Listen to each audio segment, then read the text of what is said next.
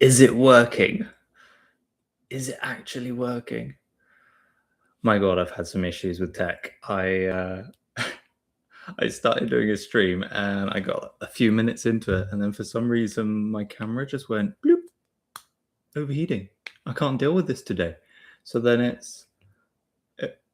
I've had to turn it off, put it down, let it cool down, and I'm hoping that it stays on for a bit at least, so I can chat to you guys. Well, welcome. My name is George, and in August of 2024, I was diagnosed with brain cancer, and I'm sharing that journey here on YouTube. And the whole point of it is ultimately to try and help others, but mainly to start changing the narrative, the story that we have based around cancer and how it impacts people's lives. Because for a lot of people, when they get those words of, hey, you have cancer, they take it as that's the end. Like, they can't do anything about it. They are a victim. They've lost control of their entire life and their choices. And for a lot of people, they sit back into that and they ultimately decide to accept that fate. And in doing that, it throws them into the victim mindset. It's so damaging. It's so damaging. But yeah, I thought today I would do a live, talk to people. If you are new here, hello. This is my first time doing it. So can you just say hi in the chat so I know that this thing's actually working? Because it's all brand new to me. I've spent about half an hour this morning trying to work out how to do a live in and of itself. But if you do have any questions, feel free to chuck them in the chat. I will try and answer them to the best of my ability. It's kind of exciting. It's also kind of terrifying talking to someone out there, but we'll go with it. So I thought I would tell you a story to start with of what happened to me. Like, where did I come from? How did I have the diagnosis? What have I learned from the last, year and a bit at this point? So yeah, my story starts a little while before August 2024. I randomly rolled over in bed one evening and suddenly went into AF, into atrial fibrillation, and my heart was just jumping all over the show, speeding up, slowing right down, and then every now and again, like basically skipping a beat. It felt very, very, very uncomfortable. And I rolled over to my partner Annalise and I said, I'm not sure something's right with my heart right now. She's a doctor, so she grabbed a stethoscope and started to listen around, and she was like, yeah, something's not right. We're going to go to A&E. So we went to A&E and they plugged me into ECG, did a load of other tests. And long and short of it, there was something going on with my heart. I was in AF, atrial fibrillation, and they ended up wanting to cardiovert me. So that's like when they get the like electric things in movies, and it's like, clear up, kind of that. So they put me to sleep, and then, cardioverted me, gave me a shock. And I woke up from that feeling a hell of a lot better, and my heart was back in proper rhythm. And that was the first thing for me that didn't make sense. Like, I was fit, I was healthy, I'd been keeping busy at work, I was eating right, I hadn't taken a load of caffeine, I wasn't drinking, there was just no reason for it. And it kind of put me back a bit. I was unsure what had caused that, what was going on, why had it happened. But I didn't have anything for a good while after that. No, just nothing. I was fine, dandy, running around, loving my job. And then a few months later, if I remember correctly, I was stood in the kitchen chatting to Annalise and suddenly felt this wave of dizziness, lightheadedness, just not right, kind of out of body kind of feeling. And I sat down and she was like, let's just get you on the floor. Maybe you're faint because you haven't drunk enough water. It was hot that day. And so I sat there and then lay down. She put my feet up on a chair. And after about 2-3 minutes, I felt back to normal. And I was like, that is weird. Like, what is going on? So strange, so strange. And then maybe a month after that, so we're coming up towards July, somewhere like that, July 2024. I was due to go in for quite an important meeting at work with a potential donor for the fundraising that I was doing.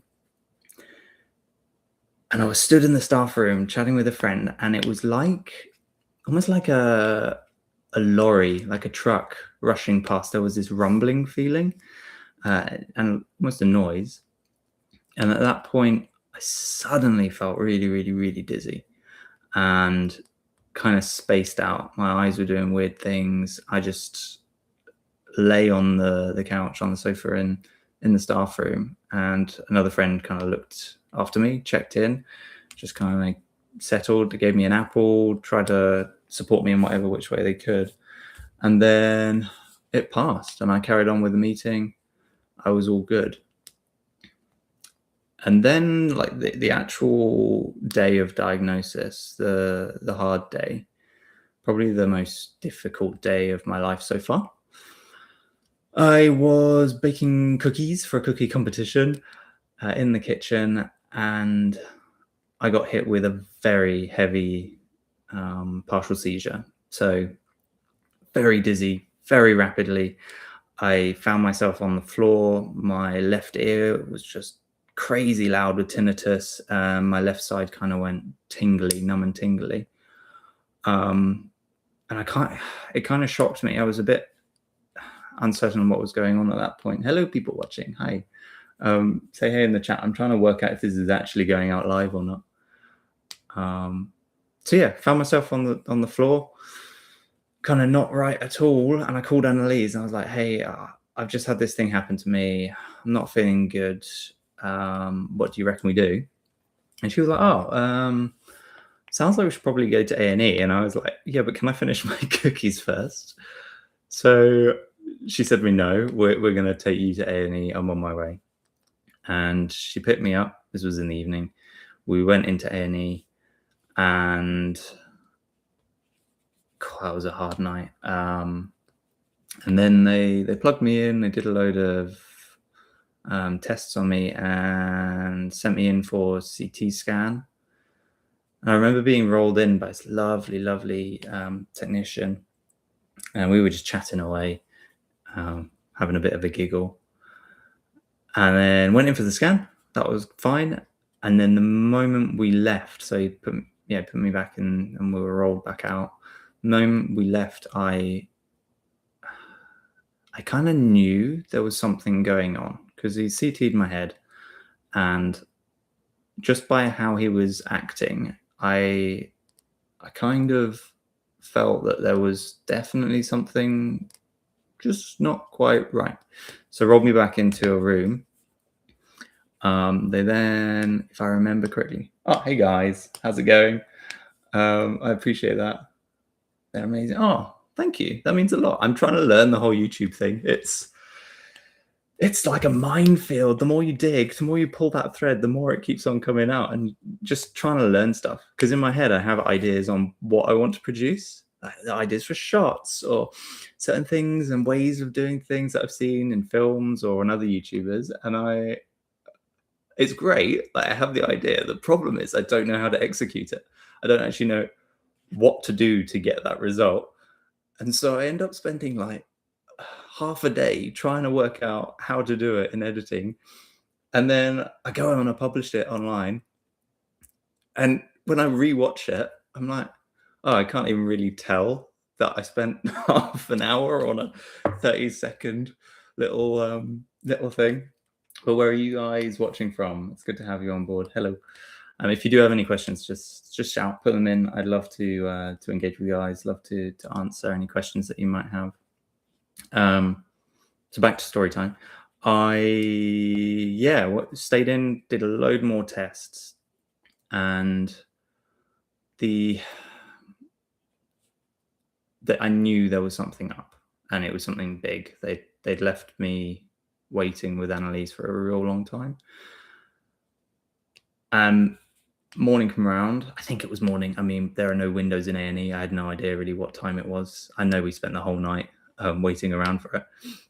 Went in into our room, and then at some point, a doctor came in, who's now actually a really good friend, Randula. And he said, so we found something.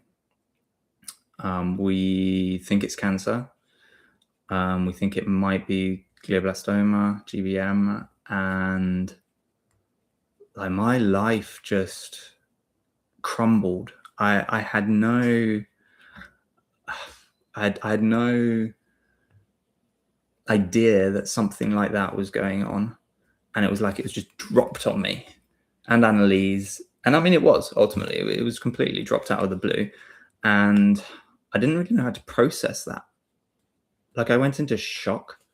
I was crying. We were both crying, trying to make sense of that news.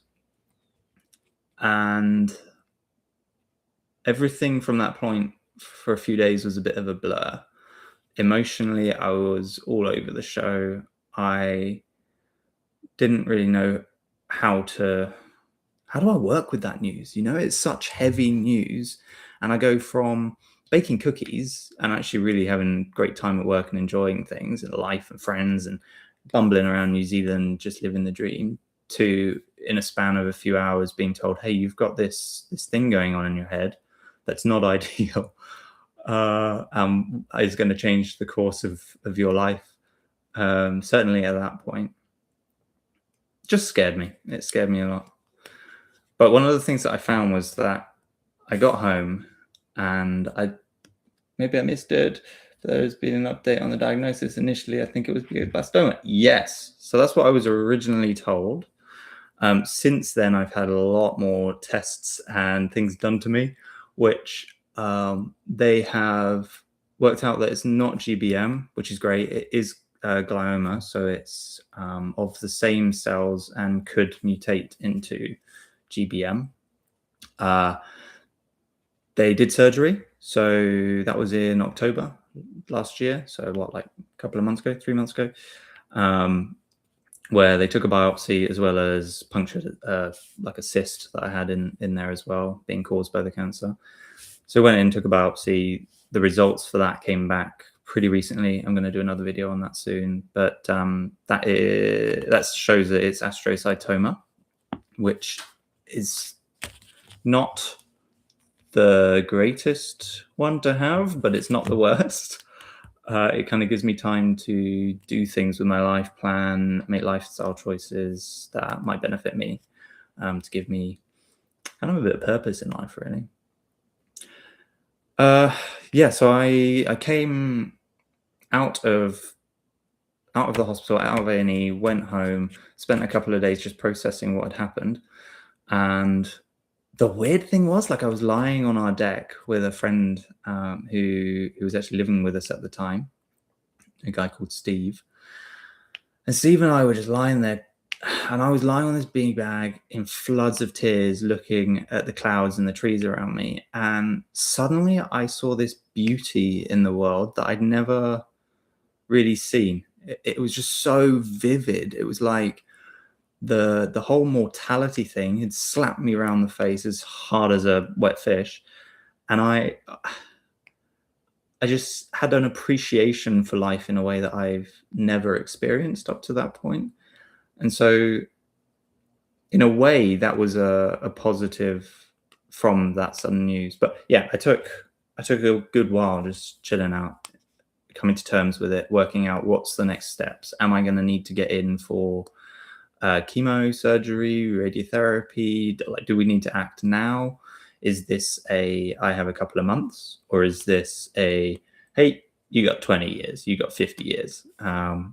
We just didn't know at that point because they weren't going in for biopsy straight away. And that was my decision. They wanted to get a biopsy ASAP. And I kind of looked at it that with medical stuff, I don't tend to rush on in. I like to step back from it, research it, and I mean really research it, go into depth, and then look at it sort of third party, big picture. Okay, what do I want to do with this? The whole rushing into things and handing over complete control to the medical professionals, I've never particularly liked that idea. I want to make choices for myself, not be told this is what you're going to do. So I held off of having biopsy because I thought, well, nothing's going to change that rapidly. I can get more scans. I can talk to other professionals. Let's spend some time really digging into this before making any decisions that could hurt me further on down the line. Hello, other people. Welcome. If you have any questions, just shout. I'm George. I was diagnosed with brain cancer. I'm kind of sharing the journey here on YouTube. And the idea of this live is ultimately to talk to you guys. If you have any questions, chuck them in the chat. I'm more than happy to discuss them. Can't remember where I was at. What was I talking about? Yeah. So I kind of came out of the early days thinking I'm not going to go for biopsy. I'm going to wait this out and do some research. And I'm really glad that I did do that, because ultimately it meant that I didn't have to have surgery straight away. It gave me time to learn and implement some things that I was learning along the way. And one of the biggest things, one of the most, hi George, watching from Nottinghamshire in the UK. You're an inspiration, so positive.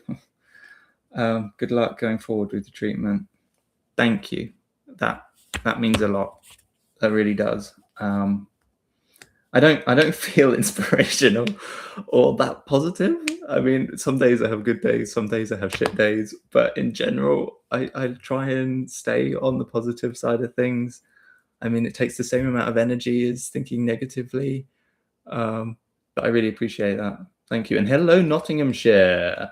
Love Nottinghamshire. I used to live in Kent, and then in the Lake District, and then in Cornwall, and then in Orkney Islands, north of Scotland. So I've been all over the show in the UK. How often do you get to the gym? Okay, so here's a little bit of truth for you guys. I was going, well, let's go back to June last year. June until about September, May through to September, I was going like 5 times a week, and I leaned up. I was almost getting a 6-pack. Not that that's a life goal, but it would be nice to. And putting on some muscle, felt really, really good, really strong, really powerful. And then it's kind of dwindled off over the last few months, just mainly because I've been feeling a little bit less energetic. I've been prioritizing my mindset and also trying to work on this stuff, on the YouTube stuff, kind of give myself a purpose. But as of yesterday, I am back on it. I'm planning to go, 5 days a week again. And mainly because over the Christmas period and post surgery, so October 24th, I had surgery. That put me back a square. I wasn't actually meant to do anything, testing for at least a month, if not 2. So I kind of sat back, didn't go to the gym. I did a lot of eating, and in like a month, I put on 4 kilos of just flub of chub. So now I'm kind of trying to get back to the place that I was in September. But I do try and get out there as often as I can. Have a sauna, which is also great, especially for cancer side of things, building that resilience, especially the mindset resilience. But in situations like this, understanding your condition allows you to communicate effectively, accelerate treatment. Time is brain. It's so important when you get given news which is challenging. Nothing is innately good or bad. The reality is life doesn't life doesn't happen to us. Life happens through how we process it. Like, how do we perceive those things that happen? And that goes across the board for everything and anything. Like, I don't know, someone cuts you off in traffic and they maybe, I don't know, they're just rushing, they speed past you, you have to beat your horn or something. it, like I said earlier, it takes the same amount of energy to look at those situations positively as it does negatively. So instead of looking at the guy and going, "What an asshole! Why is he being doing that? He's dangerous. He's stupid." You can look at it and you can look at that in that way, or you can look at it and go, "Well, maybe his wife's giving birth in hospital and he needs to get there ASAP." That there's some positive intent to it, not necessarily negative. And to look at the world with that lens, to look at it and go, maybe there's a positive side to these things. It just relieves so much pressure. Why do we get so up in here and let emotions take control? Because ultimately emotional fitness and regulation is our entire experience of life, and we have that choice. It doesn't have to be negative, it doesn't have to be positive. You can kind of choose which way you see it, and that's, for me, a massive part of what I'm doing with my life, and why I'm doing this whole YouTube thing is to share some of those tools that I have learned since being diagnosed with something reasonably tough, to turn it into a positive thing for my life. And I can honestly say this: being diagnosed has been one of the most profound, and I'm going to say it because I do believe it, like one of the most positive things to have happened to me. Prior to diagnosis, I was kind of a bit lost. I was enjoying my work and I was enjoying life in general, but I didn't really feel like there was like Aristotle calls it telos, like a higher purpose to life, a deeper meaning to why we're here and what we're doing. And since diagnosis and working on my mental fitness, like I really do truly believe that this stuff, all this YouTubey stuff, is my purpose. It's my goal. It's what I'm striving for. Because prior, I was going through the motions. I wasn't striving really for anything. Yes, I was working in an awesome place, doing an awesome job, but it wasn't anything more than that. It didn't fill my soul with joy, hope, like nothing to really grasp and get hold of. We've got some more comments. Do I know what grade of astrocytoma it is? Yes. So it is grade 3, which is good.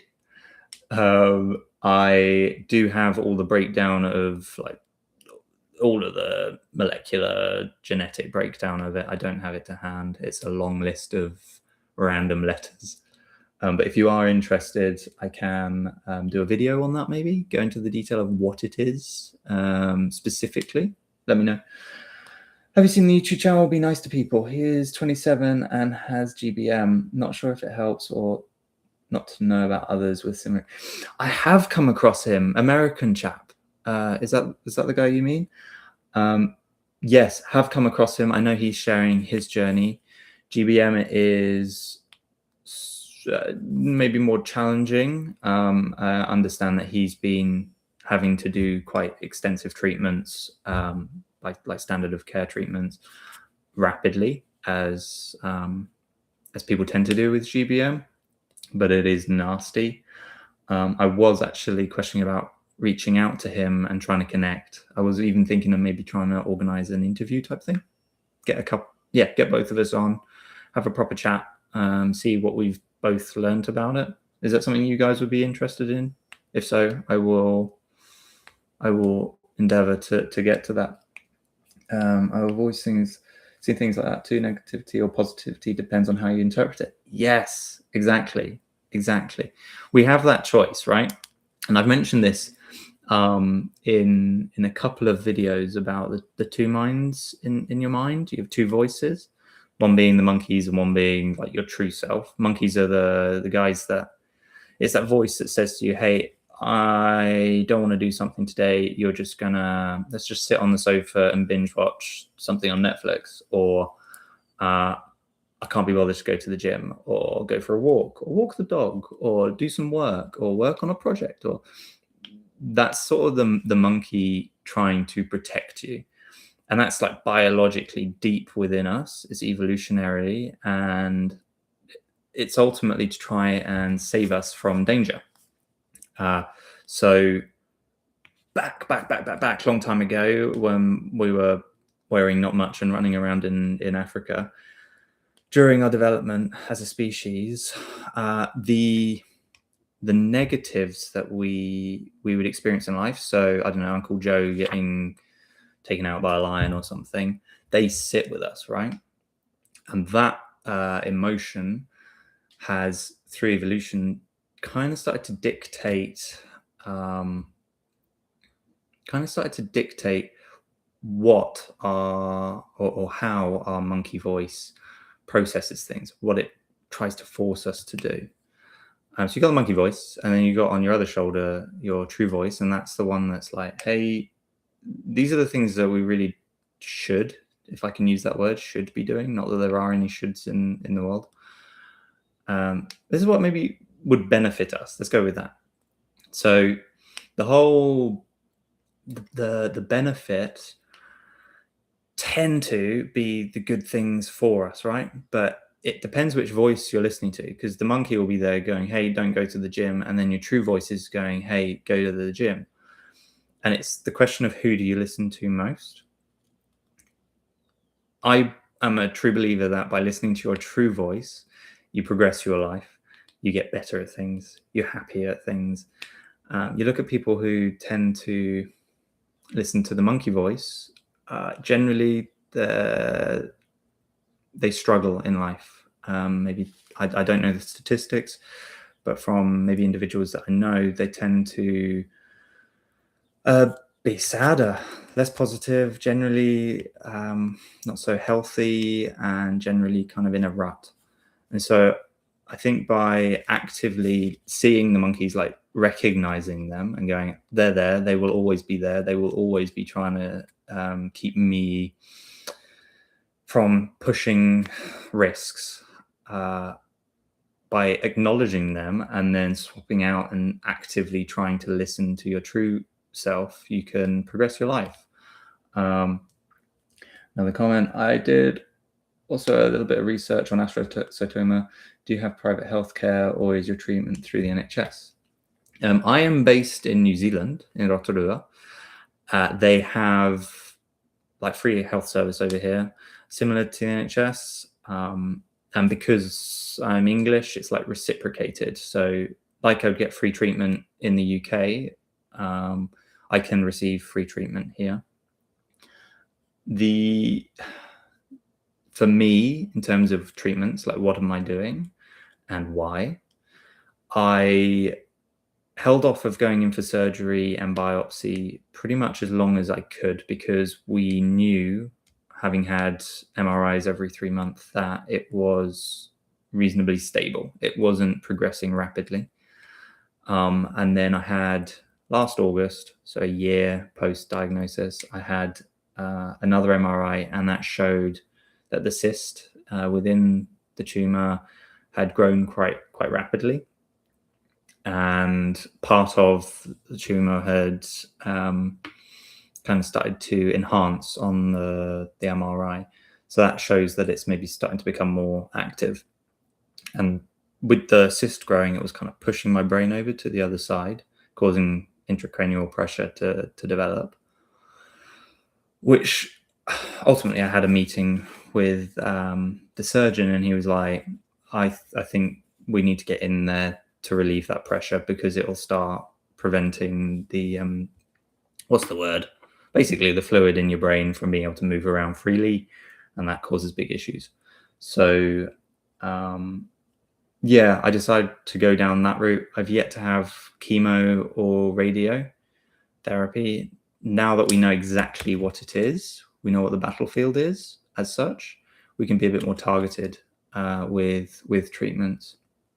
Hi there, what were your symptoms that made you visit a doctor? Hope you're okay, as you seem a pretty positive chap. I am a pretty positive chap. I've been talking about that a little bit. So my symptoms that made me go to the doctor. Good question. Very good question. I had a number of symptoms kind of leading up to diagnosis that was spread out, which I didn't really understand what they were or why they were happening. They were just happening. Main one is what? So it was August 2024. I think it was in the May prior. I went into AF, atrial fibrillation, heart going all over the show, missing beats, doing real weird things. It felt like it was up in here. So I had that and ended up going in for cardioversion. So when they zap you with electricity to get that back into rhythm, it was just odd because like I hadn't drunk any caffeine. I maybe had been working a little bit harder than normal, but otherwise I was grand. So that happened. It was just odd, and I think that might have been caused potentially by the tumor. Don't know, but it was just odd. And then about a month later, I had a very sudden onset of feeling incredibly dizzy, lightheaded, a bit of neuropathy, like weird things going on, tingling in my hand and foot. I ended up just lying on the floor. My partner was there, Annalise. She put my feet up on a chair, and yeah, that kind of passed after a couple of minutes. But that was odd. I didn't really follow up. I thought maybe it's just the stress of having the heart stuff go on, and then also all of the work and I was just pushing it. It was hot days out in the forest, long times, for a long time. So it was those two prior, and then the big one that led to me going to A&E. I was at home cooking. Mention this, I think maybe if people are still here, but I was cooking cookies for a competition, and then it was like I got hit by a truck. Absolute sudden, like instant dizziness, crazy dizziness mixed with this kind of rumbling sound, like a truck going by you. And then like fingers and foot went all, pins and needles, kind of painfully pins and needlies, and numb. Like I couldn't really feel my fingers at all. And tinnitus in my left ear was deafening. Couldn't really hear anything out of that. And I just sat on the floor for a bit, trying to work out what the hell was going on. Called my partner, and then she took me to A&E, and that is where things changed for me moving forwards. But it was an interesting one. I mean, I, as a man, put those things to one side. I wasn't really thinking too deeply about them. I was just getting on, going through the motions, going to work, having a laugh, enjoying things. And I do wonder whether I should have gone to A&E on my first little weird dizzy type spell. I had another one at work as well, in between the big one and the first one in the kitchen. And maybe I should have at that point, but that's hindsight. There's no point in sitting back on that. Yeah, I never know. Never know. Hypoxia. Hypoxia is an interesting one. Because I mean that ultimately most cancers develop in a hypoxic state. Like they don't tend to develop where there is a lot of oxygen. It's one of the reasons why hyperbaric oxygen chamber therapy is becoming more. Well, it's being researched a lot more for an adjunctive potential therapy to help with people with cancer. But in terms of hypoxia, do you mean in the brain? Yeah, what do you mean? If there's new people here, yeah, we've got a few more people. Hi, I'm George. I was diagnosed with brain cancer in August 2024. I'm sharing the story here on YouTube, and this is my first live. So the idea here is just to kind of see who's out there and engage with anyone who's got any questions, because generally people have a lot of questions about what's happening. Like, yeah, what's happening? How am I doing? What can they learn from it? All those sort of things. So I want to share that with you guys ultimately to hopefully help you or someone you know, because in my opinion, the terrifying thing is that since 30 years ago, so I'm 32, from when I was roughly born till now, cancer rates have doubled. It's now 1 in 2 people get cancer.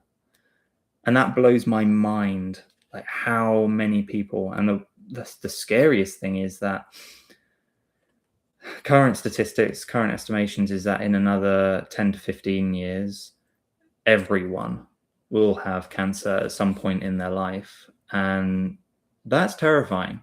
And the bit that I suppose I'm trying to do is share some insights into what this world is that I'm experiencing, especially with the fact that it's likely that a lot of people will be getting it at some point. And maybe by sharing some of the tools that I found useful to me and therapies and ideas might come around to help those in need when they need it. Love you, bro. Thank you. It means a lot. Man, you guys are so supportive. It's so lovely. I've only had, I think, 1 hater so far in the time that I started my channel. I'm coming up to 1 year, 1 whole year of doing this, kind of obviously on and off. Had some periods of time where I've taken a back seat for a bit, but it's so amazing, so amazing. You have no idea what it means to me. Thank you for taking the time to explain. Love, keep positive, George. Always we have that choice. Yeah, so hypoxia is because of the intracranial pressure. Yeah, so I'm not a medical professional, so I don't know a huge amount about this, but so bear with me. Also, one thing I've noticed since surgery is that I every now and again struggle to find words. It's really interesting experience, kind of frustrating, but I laugh it off. Yeah, so intracranial pressure, as things like cysts or cancers grow, they take up more space. That pushes the brain structures into certain, well, not ideal positions. And long story short, there's movement of brain fluids all around your brain that ultimately keep it happy and healthy. And as those pressures increase, it starts to push into the zones, that reduces the flow, and then that causes a hypoxic environment. And cancers love hypoxic environments. They have certain, they basically put out certain signals to reduce the blood flows to those areas and to acidify as well. So they're nasty. They're nasty. I was always told that everyone has cancer, but it just needs to be woken up. Yes. So from my understanding, we constantly have cancers developing in our body, and that is through stresses. So it could be radio, it could be food, it could be pollution, like so many different things. Any sort of stress to a cell can cause it to malfunction. And that can then ultimately lead to it becoming something that overruns. So generally, when a cell does get damaged and it has that cancerous side of things, your body recognizes it, gets rid of it, it destroys it. The issue is when a cancer develops that, it can send signals out that effectively make it invisible to your immune system. And that's where it starts to get problematic, because then it can replicate. It can just keep on dividing without anything in check. And that's actually kind of one of my therapies. One of the things that I am doing is trying to take control of everything that I can actively to make the environment, the terrain for cancer, as shitty as possible for it. The idea, make my environment as bad for cancer as possible to stunt its growth. So that's why I'm on keto diet. It's why I do cold water therapy. It's why I'm in the gym. A lot of the mindset side of things, the visualization and affirmations, just whatever I can do, I'm going to do it, because I want to take control of what I can take control to ultimately give me the best chances with this thing. Wow, so many comments. Thank you guys. Where are you all watching from? Like, what's the deal? Where are you? I know what's her name? Anyway, somebody from Nottinghamshire in the UK. You're such a wonderful inspiration. Love your positive attitude so much. What do you do to get yourself out of a down state? Firstly, thank you for your lovely words. That's, God, you guys, so loving. It's amazing. Like, I actually feel it. It kind of makes me a bit teary. What do you do to get yourself out of a down state? That is a fantastic question, and is very multi-layered. It's not a single action as such. For me, like everyone, you have good and bad days. I'm not always like, yeah, bouncy George.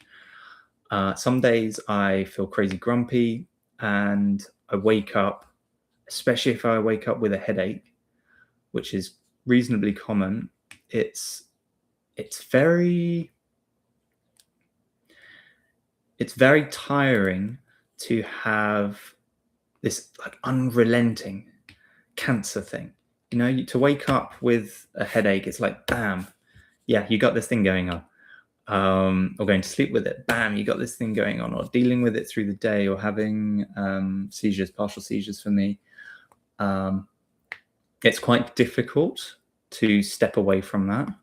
But for me, one of the biggest things for kind of getting out of a down state is an incredible tool given to me, taught to me by my mental performance coach, which is really simple, really simple. And I do it a lot now, is purely reframing. So what you do is you write a list of all of, let's say, a list of 50, list of 20, list of 100 positives, benefits, or opportunities for whatever it is that's making you down that day, whatever's caused it, or whatever perceived negative. So simple one, like off the top of my head. So let's say I've got an absolute thumping headache. Well, you turn that on its other side and you look for the positive. Well, means I get to rest, means that I really appreciate the days that I don't have headaches, and those days are there for more positive in general. Like, once you start going, you can start going. And it was actually one of the things that Jamie, my mentor, did with me when I first started working with him in August, just post diagnosis, and he has completely changed my world. I owe him more than I can express. But he said, right, George, your first task, having just been diagnosed, is to write 100 benefits, positives, opportunities for having brain cancer. And at first I was like, I don't like it. But then as I started to write, I mean, it took me 2 hours to go to the 100. I got to maybe 10 and I struggled. And then the next 20 started to become easier, and it gradually started to flow. And by the end of it, I was sat there going, holy shit, this is such an opportunity. And there are so many good things that can arise out of this. And that was the turning point for me. If I could have rolled down into a gutter somewhere and that would have been it, or, I mean, with Jamie's help, I've gone the complete opposite. And like, I'm a realist. I'm not always positive. And I look at it and go, okay, what needs my attention? What's something that is a negative that I need to focus on right now to try and fix that? You know, I'm not pathologically optimist. But yes, the lists, in terms of trying to get your brain back in state and onto the positive, write the list. And also, big one, it sucks, but it's so powerful.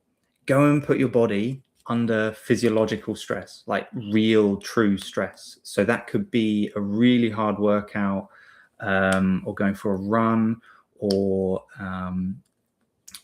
what's the word? Basically cold exposure or hot. So what's it called? Temperature or contrast therapy. Temperature contrast therapy. If you put your body under that physiological stress, for me, I find cold water therapy, going and standing in a cold shower for a couple of minutes, which really does suck. but it's very powerful. Put your body under physiological stress. Your mind has nothing else to think about but that stress. It's like you're being chased by a bear, right? All of the random sort of paper stresses, social stresses that we kind of tend to get upset with, they just disappear because you've got nothing else to think about. And for me, that resets my day. It just blows all of that stuff out the water. And then from then on, I find that I'm far more positive moving forwards. Let's have a look. So many comments. You guys, my God. You are the best. Hello. What is your one non-negotiable lifestyle protocol that you follow that you feel has the biggest impact? Rise, shine, illustration. My God, you guys and your questions. That's amazing. Non-negotiable lifestyle protocol. I'm going to say for me, it's the keto diet. High fat, the putting my body into ketosis. Like even over Christmas, despite all of the Christmas cake and the puddings and the ice cream and the potatoes and the stuffing and the sausages and all of that yummy stuff, despite having that on the table in front of me with my family, and I could have eaten a lot of that, I decided to stay disciplined and just stay on the keto diet. So I don't know if anybody knows about what the keto diet is and why I'm doing it. I have a video coming out soon specifically about that and how it can help with cancer specifically. Long story short, it is crazy high fat, moderate protein, and as low carbohydrate as you can. So almost flipping the food pyramid upside down. That forces your body into ketosis, which is where you run through your glucose in your bloodstream, your glycogen stores. Not so much glycogen. Run through your glucose, and your healthy cells can adapt to running off of fats, or your body produces them as ketones. So you swap your metabolism from glucose, from sugar, into fat. And the benefit of that for kind of as a therapy for cancer is that by cutting off the glucose, it cuts off one of the main fuel sources for cancer to grow. So cancer cells use, if I remember correctly, something like 400 times the amount of glucose than a healthy cell. So they are just sucking all of that in as quickly as they can. So you reduce that, it stunts that growth for the cancer. So for me, it's one of the simplest protocols that I can do that I know is benefiting both my fight at this point in time, but then also just general health. Like I feel really good on it. In the gym, feel strong, powerful. I have consistent energy. Yeah, I highly recommend it. Highly recommend it. My brother got recurrence after 20 years. Yeah, I mean, for some people, they carry it for years and years and years and years and years. And for me, that's the goal. The goal is to live with this for many, many, many, many years, and ultimately go into remission, get rid of it. If my body's immune system has been doing it pretty much since I was born, getting rid of cancer cells, then I'm a true believer that we can get it back to seeing the cancer and fighting against it ourselves internally. Hello, someone from Bangladesh. Oh my gosh, all over Texas. Hello, Cameron. How's it going? And in Brazil, you guys are all over the show. My gosh, this is amazing. New York City. Oh, amazing. So I didn't mean to get you teary. I'm completely blown away by the love and support I have from you guys. It's just, I never expected it. Like I thought I would start this channel, I would start posting videos, and that would kind of be it. Maybe I'd get 1 or 2 views, a couple of subscribers, but man, I'm nearly 3,000 subscribers now. 3,000 beautiful souls like getting involved, watching my stuff. Just phenomenal, absolutely phenomenal. And every video or everything, I get people reaching out. I've had so many emails from people saying, you're amazing, keep doing what you're doing. Like, just phenomenal. George, I found your channel when my husband was diagnosed with GBM last August. Oh, I'm sorry to hear that. That's tough. I needed to educate myself about brain cancer, so I started to watch different people on YouTube, including you. Wow.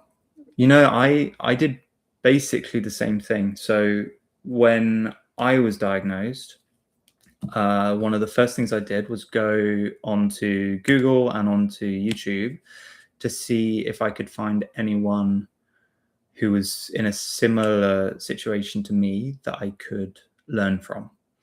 I wanted to, quite rapidly, I wanted to do whatever I could and learn whatever I could to get on top of this. Just why not, And so I did exactly that. I went on and I found a number of people who were sharing their journey, and like their treatments, chemo, everything and anything. The reason I started this channel is because I couldn't find anyone that was sharing the mindset side of things, the mental work, the mental fitness, the emotional regulation. Because I'm a believer, and I would assume most of you guys are, that the foundation that we experience life from and from the decisions that we make is all based around emotion. It's all energy, emotion. I love that. And so I wanted to find somebody that I could learn from, that would give me this solid mental foundation to build upon, so that I take action to ultimately develop it. So I couldn't find anyone. I found one guy who was kind of touching on it, but I couldn't find anyone. And I thought, maybe this is my purpose, my telos, Aristotle. Maybe this is my calling in life. Maybe I go out there and I do this stuff to try and put a positive slant on it and show people that you don't have to look at this in a negative. Like, let's do something positive with this shit rather than rolling over. So many comments. Wow. Governor here from Bonnie, Scotland. Hello. So good to hear your voice after so long. Oh my gosh, Julie, I miss you. When are you coming out? We've got a spare room. Come join us. Come have some laughs. So sorry to hear this. I'm 4 years remission. Wow. Throat cancer. Told me it would spread to my lungs. Took half my lung. My word. That's incredible. That's so awesome. Did I have COVID jab? You know what? No. I've been asked this question a lot. On that note, if anyone does have questions, chuck them in the chat. I'm more than happy to answer them. Even the dark stuff, whatever you want. I did not have the jab. My reasoning, and I know it's quite a divided topic. My reason for not having the jab was I felt it came out too quickly, and I didn't like that it wasn't just one jab. From my understanding, a true vaccine would, you have one and maybe a top-up years down the line. The thing I didn't like was that they were doing it and they were enforcing it. There was no real education to people about the side effects. So my partner, Annalise, perfect example here. She's a doctor. She was working in Telford in the UK, in the hospital there, in A&E. It was her first year as a junior doctor, just thrown into COVID. Craziness. She, in the mornings, they'd have like a staff meeting, and effectively the people there, the bosses there, were like going around asking, has everyone had their jab?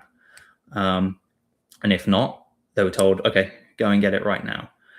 And so there was this social pressure to have it. And then when you mix in that there was talk and some movement on trying to refuse people from working if they hadn't had the jab, I don't know, it just felt wrong. And I thought, my immune system's decent. I'm not within the bracket where I'm likely to have any real complications. So I was like, meh, I'll wait it out. So I ended up having COVID 3, maybe 4 times. But yeah, now I'm immune. And it's kind of disappeared, hasn't it? It's interesting. Sending all the love. Hope his emails and comments have been able to assist you, Belle. I really appreciate it. Like, this is my first live, and I have no real idea what I'm doing. So the fact you guys are joining alone is incredible. Just phenomenal. Blown away. With that immune system, you don't even need to. I had 2, I got a blood clot. Yeah, I don't know. What's his name? Dr. John Campbell. He's got a channel on here. He's done some very interesting breakdowns of the COVID jab and the damage that it's done to some people and how effective it was. Who knows? Interesting time back then. Interesting time. So, yeah, well, if there's anyone new here, hi, I'm George. I was diagnosed with brain cancer, and I am sharing this journey on YouTube to try and sort of shine some light on what is a reasonably tough situation. But if you have any questions, chuck them in the comments. More than happy to answer anything that you may have. Because ultimately, this cancer stuff seems to affect pretty much everyone at some point, which is very sad. But who knows where it goes? So I've got some notes here on things that I thought might be interesting to chat about for you guys. So the big thing, mindset side of things, the most important foundation for every single decision that we make in life. And by taking control of your mind, your emotions, ultimately opens the world up to, well, everything that you could think possible. Otherwise, if you let the emotion just run, and there's nothing innately wrong with that, but if you let it run, we're then our lives are almost dictated. We're taken for a ride by not being able to regulate those emotions. So it's really simple. Like you have a thought, and we have between 40,000 and 60,000 thoughts a day. So there are a lot of them out there. But we have a thought about something. Let's say it's a thought of, hey, I'm not happy. I'm not happy with my situation. And we have that thought.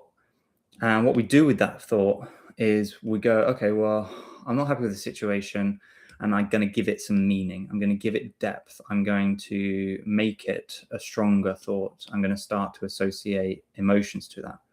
That's because we make it a belief. So the next step in the psychological process, we have a thought, we give it meaning, and that starts to formulate a belief, a self-belief about whatever that thing is. So I'm not good enough, or I'm not happy. That starts to become a belief. We form that deep within us. That then forms an emotion. We start to really resonate with that.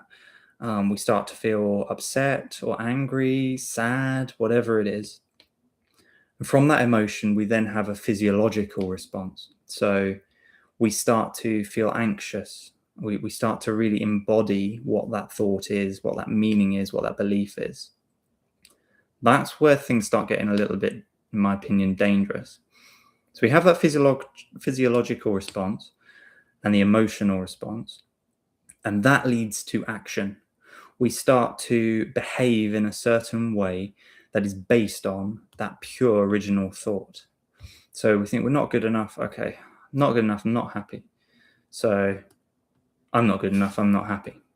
We take that into ourselves. We have that physiological response, and then we create our behavior around that. We start changing what we do, how we see the world, how we respond to things. We just take that within ourselves, and it eventually becomes our entire identity. And it's this sort of cycling process, because by the time it becomes your identity, that thought starts to become more ingrained, that belief becomes more ingrained. And so you have to break this cycle. Otherwise, that single thought can become your entire life. And that's a scary thing. When you start to recognize that process, you go, whoa, okay, that simple little thought that I had could completely impact my entire life moving forwards. I find just by seeing that cycle, we have a capacity to break it.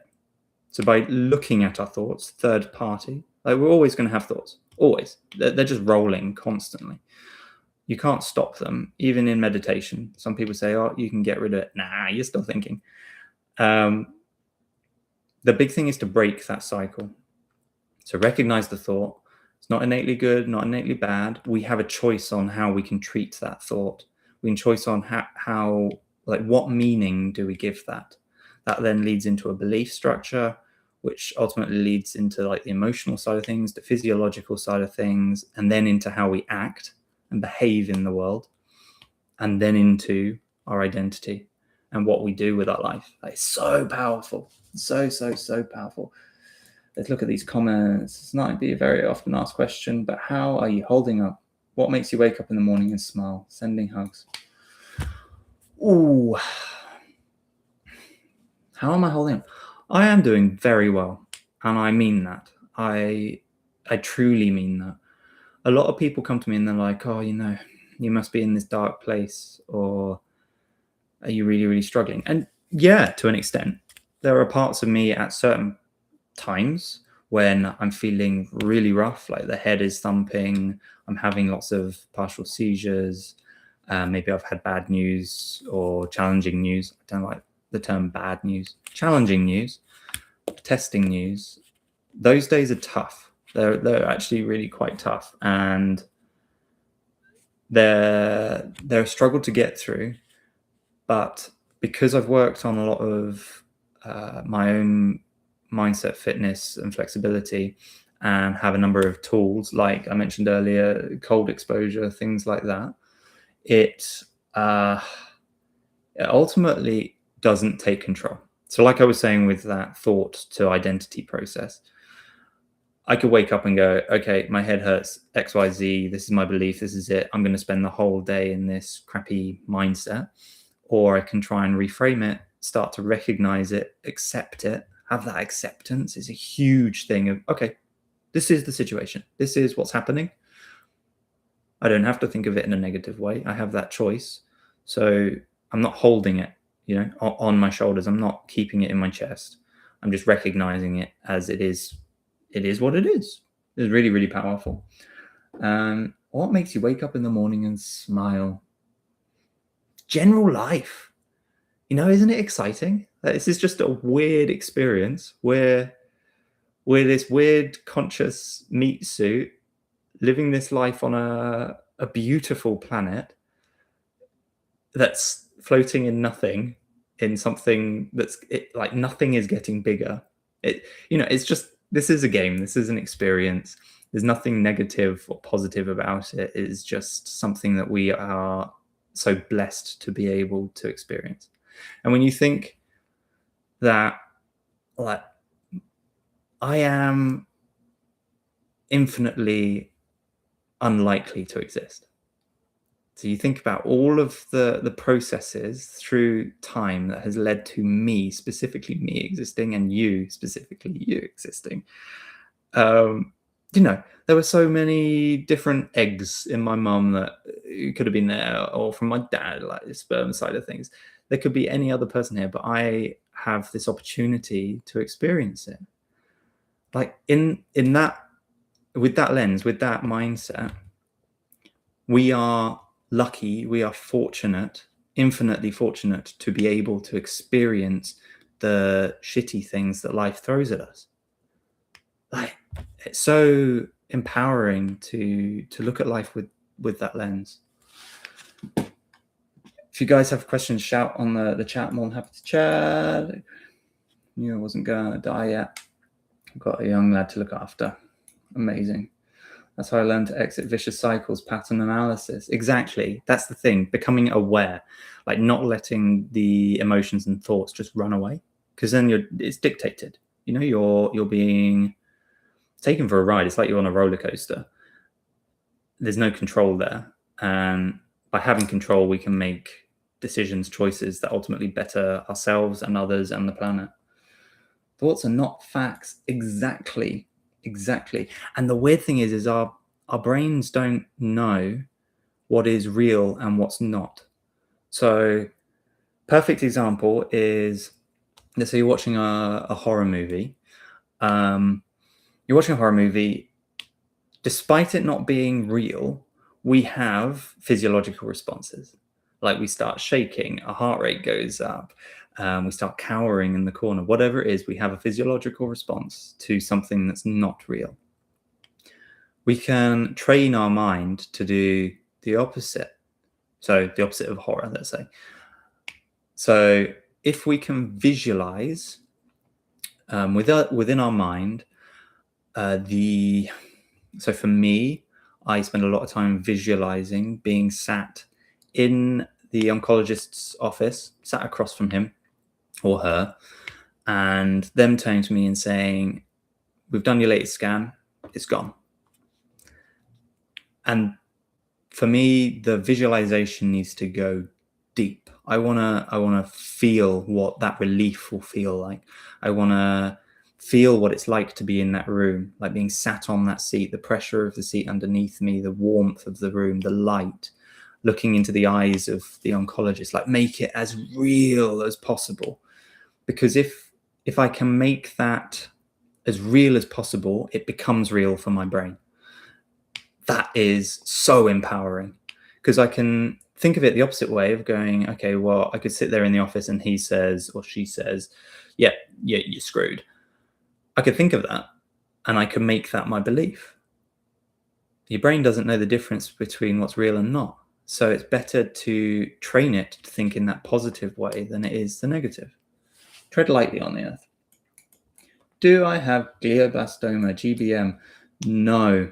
I don't have GBM. I have astrocytoma.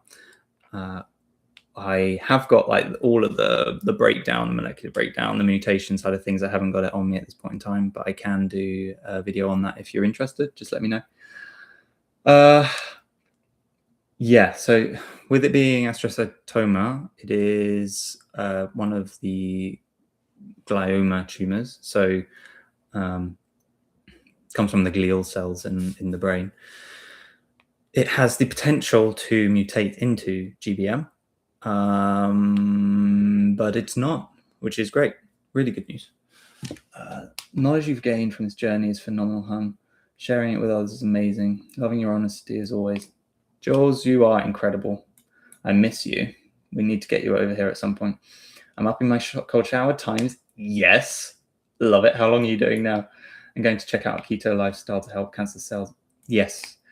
Having done a lot of research into keto side of things, I am a pretty firm believer that that is how we biologically are meant to run.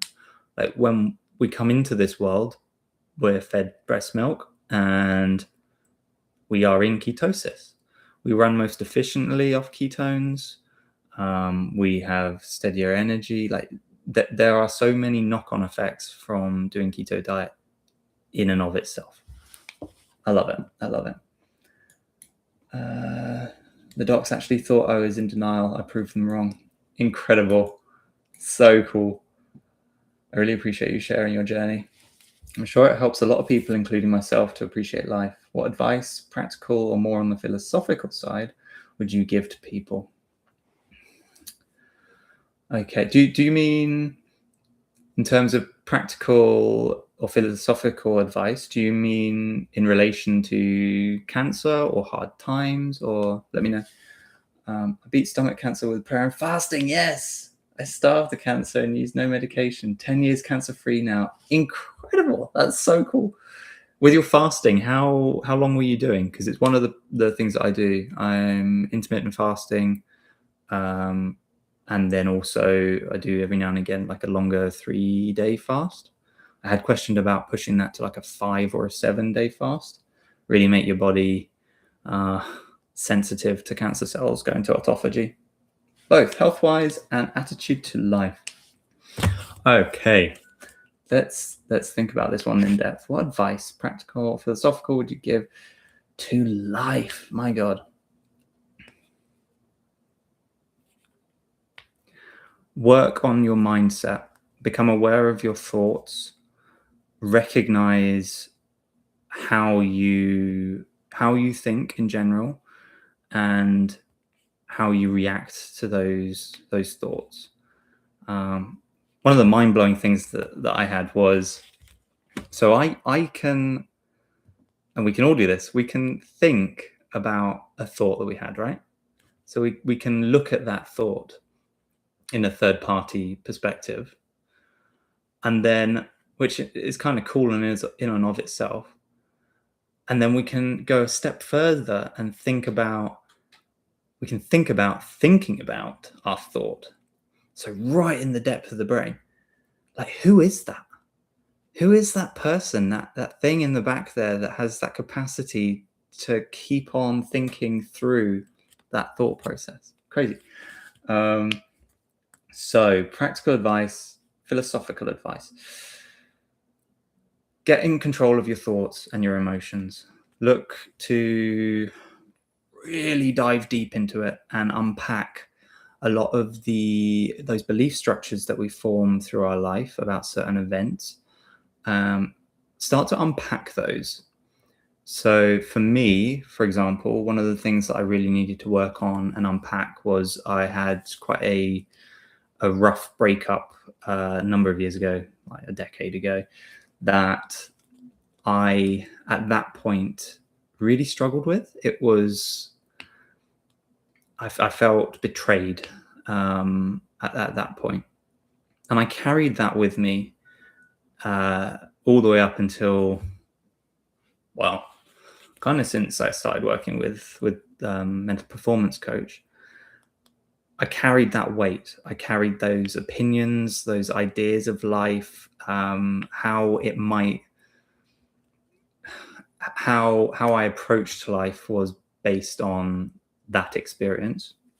And my advice for you in terms of life is to look back at those really hard experiences that you've gone through and you've lived through. All of these shit times, ultimately, we get through them all, despite how end of the world they may seem.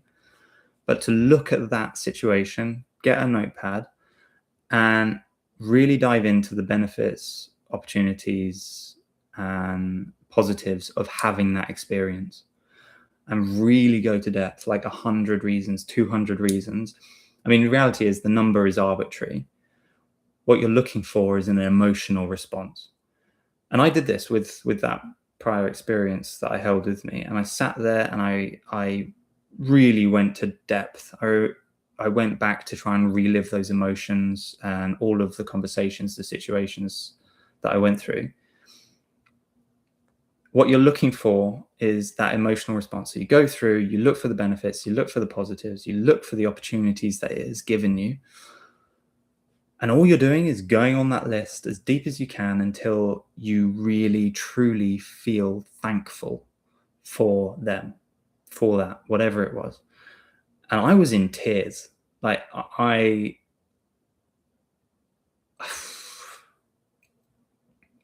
man, I get so emotional. Like, I was in tears going back, and I appreciate everything that happened on a deep, deep level. I think that removes all this, we carry like this invisible backpack, and as we're going through life, something shit happens, we chuck this rock in the bag, and we just keep on building and building and building, and eventually it gets to a point where we just can't manage, and that's where things start getting really nasty. So by recognizing that behavior and looking for the benefits and reframing it, you kind of pick some of those rocks out and you're throwing them to the side, and you're thankful for that. I don't know if that helps. That's a long-winded bit of advice for you, but let me know if that helps. But I would eat once every 6 days. Wow. It was my stomach after all. Yeah, of course. Did you have like a lot of pain or like reflux? What made you, how did you find out? So I didn't really feel like eating anyways. The docs are obsessed with food intake. That did anger me. They threatened food tube. Ooh. Yeah, something about that doesn't sit well with me. I don't know. Maybe it's because I actually like my food. I really enjoy eating. There's 12 of you here. Hello. Hello. If you don't know who I am, I'm George. I was diagnosed with brain cancer in August 2024. I am sharing my journey on YouTube, sharing what I've learned from it, all with the ultimate goal of hopefully providing some value or some insight to someone that might be going through this or may go through something similar, so that they don't end up in a dark place. And it's very easy to end up in those places, but it's also surprisingly easy to come out of them if you do the reps, the mindset reps, the fitness. If you have any questions or anything, chuck them in the comments. Very happy to chat. One of the things, I've got notes here, one of the things that I find really interesting, having been diagnosed, and it happens very regularly, and it's something that I find I have to work on to think of it positively, is people, friends, family will reach out, and it all comes from like a place of love. They reach out, and one of the first things, if not the first thing, is they'll ask, how's your head? How's your health? Any news on cancer? And it comes from a place of love. It really does. And I'm so fortunate to have friends that look out for me like that. But it's also amazing that people will, when somebody is given a cancer diagnosis, people assume that that is your identity. They assume that that is who you are, what you do, everything about you is cancer. And that's because like that word, C word, comes with a lot of baggage, mainly because of how we approach dealing with it. But it's just interesting. I find it fascinating that that's the first thing that people reach out for. It's not like, oh, how you doing, George? Or, oh, have you been reading any cool books? Or, hey, let's meet up. Or it's straight to the point of, you got this thing going on with you. Let's chat about that. And like I said, it comes from a place of love. But it's also just an interesting thing that I've noticed is people coming, and that is all they want to talk about. Very interesting. Very interesting. Please, can you bring your dog to the next live? Of course I can. Of course I can. I'd love to bring Nira on. You know what she'll probably do? She'll probably just sit on the, we've got like this little bed thing behind us, and she'll probably just sleep. She does a lot of sleeping. Throat cancer, couldn't swallow. Ooh, that sounds like a challenging situation. But you did the fasting, and now you're 10 years clear. That is just...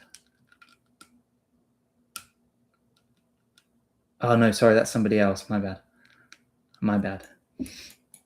A lot of blood coming out. Oh. Also, whole stomach burned so very badly. Giving it empty was only a bit of relief. Wow. That is challenging. Question for you: Did you learn anything positive from that experience? What did you learn that you're carrying with you as a benefit now? I'd be interested. I just kind of believe this word. Just feels so heavy because treatment was nearly impossible some decades ago. So true. So true. It carries that baggage, like I said, and I think because there's almost an innate social fear of it, it just kind of overtakes everything. And I think for me, working on trying to remove that heaviness opens up your life. It's that whole thing of the belief structure. Like if I believe that it is heavy, then it is heavy. Like I'm putting that weight onto myself. I'm making that decision to carry that. So yeah, it's an interesting one. It's an interesting one. And I found that it takes a lot of time and a lot of reps of working on it, like using your brain, building that mental resilience, that mental fitness, like I was saying before. Got 10 people. Hey guys, we've got some new people in here. So where are you all coming from? We've got people from Bangladesh, the US, just crazy, absolutely amazing. Absolutely, I learned to hold completely onto the Father in heaven. Now I can see the entire event as pure joy. The devil fears our testimonies. Oh my God, I love that end. The devil fears our testimonies. So awesome. You sound great. You should be sharing. Share all of your experience on YouTube. I think it's so powerful to put it out there and show people what it's all about. So empowering. So, any questions? Shoot away. I did want to have something that I've learned from this experience. the lessons of cancer, so to speak, is when I was diagnosed on that night in August 24, I was basically, how do I put it? It was like all of the control that I had in life was taken away from me. Suddenly, the medical professionals were like, hey, we're going to get you in for a biopsy as soon as possible. We want to go digging in there. We'll get you onto some chemo once we got that, and then onto radiotherapy, like the standard of care. And certainly has its place. But that perceived loss of control at that point was so disheartening. They just lost. What do you do? What do you do with your life? And the easiest thing at that point is to hand over to those individuals and go, okay, you just tell me what you need to do. And for some people, that's perfect. That's what they need. That's what they want. It's ideal. For me, I didn't like that I'd lost that, or I thought I'd lost that control over my decision making because of the pressure of the medics, but also friends and family. So for me, the biggest lesson is I do have control. I have choices. I have the ability to decide what I do, when I do it, how I do it. So I took ownership of that diagnosis and went, well, what can I do physically, mentally, philosophically? What can I do to benefit myself in whatever which way? I want to make myself as strong as I can across the board to ultimately put up the biggest fight that I can against it. And that led into, for me, a higher degree of discipline, sticking to things, being consistent, making a decision and just going for it. Not listening to the monkeys, as I call it, but listening to the true you. And that is one of the biggest lessons I've had, and one of the biggest positives and opportunities that I've had coming out of this. So easy to go down that dark road. You're doing amazing. My phone's going to die. You've got this. Thank you. That means a lot. Really appreciate it. Most people have that kind of fear because of lack of research. It's kind of unknown territory for them, and that's why they assign that to your personality. Exactly. Like the fear side of things is very interesting because like all of the stresses in our life ultimately come from two main areas, and it's I'm dropping pens and all sorts of stuff over there. So ultimately the suffering comes from two things. It's you're either trying to avoid the unavoidable, there's no way of getting around it, or you're trying to obtain the unobtainable. You're trying to get something that you can't. And if you can recognize those two things and step back from it, then a lot of the suffering dissipates, and with that a lot of the fear, because ultimately all we have is right here, right now. Yeah, it's where are our feet? How can we live presently? Because we can look at the past, and that generally comes with bad feelings, or what we could have done, what we tried to obtain or avoid when we couldn't avoid it or we couldn't obtain it. And then looking to the future, that doesn't exist. So by thinking into the future, that creates this anxious feeling or fear. And I think a big part of how people can benefit from these challenging situations is to step back and look at those third party and accept that we're not those things. We're not our thoughts. We're us. We can do what we want, how we want to. Oh man, ONJ. Beautiful human being. Okay, got another question. Hit me.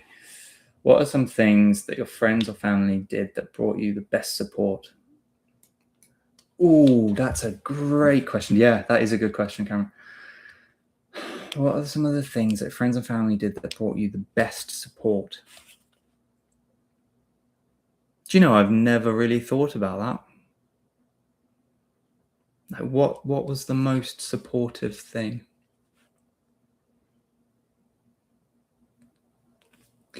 I think probably one of the most supportive things was this feeling of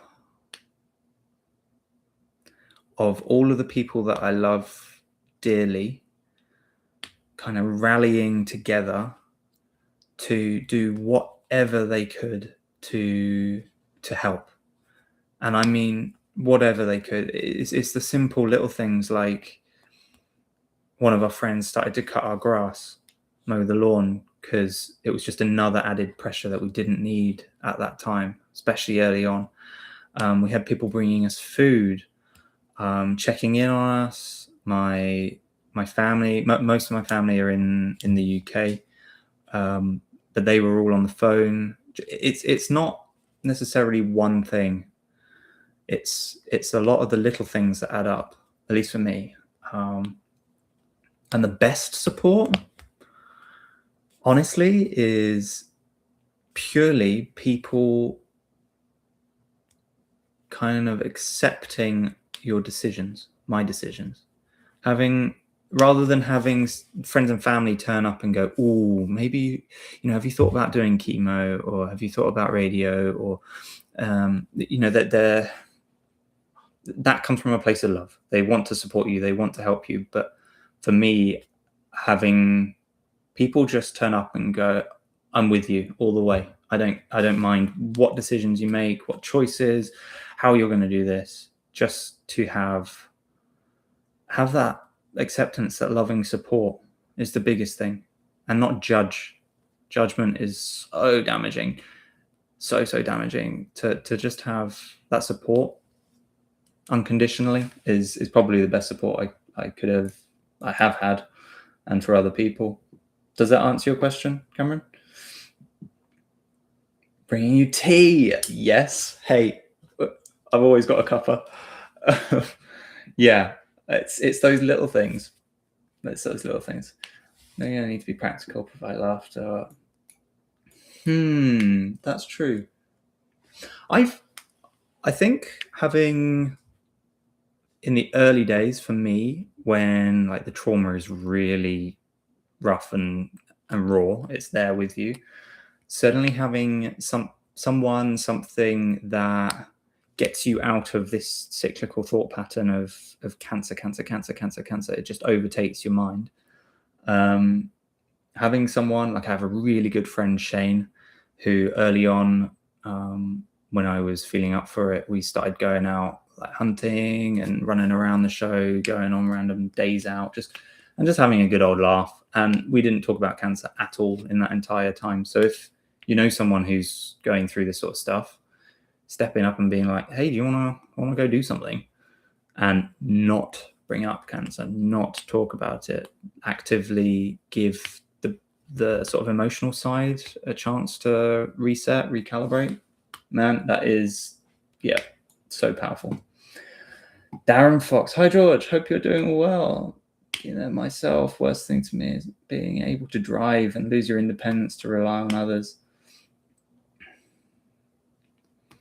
And about a push bike to get you about.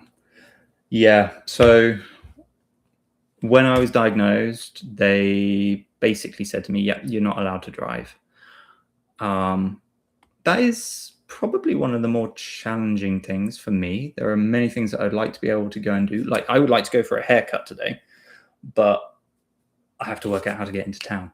Whereas normally I just jump on in the car and off I go. But I mean, I'm so fortunate that friends, family, Annalise are happy to drive me around the show.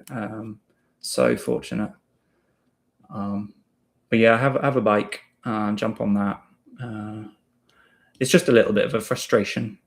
But then looking for the benefits means I can do other things whilst we're driving. It means that I can look into other options. Public transport keeps me fitter on the bike.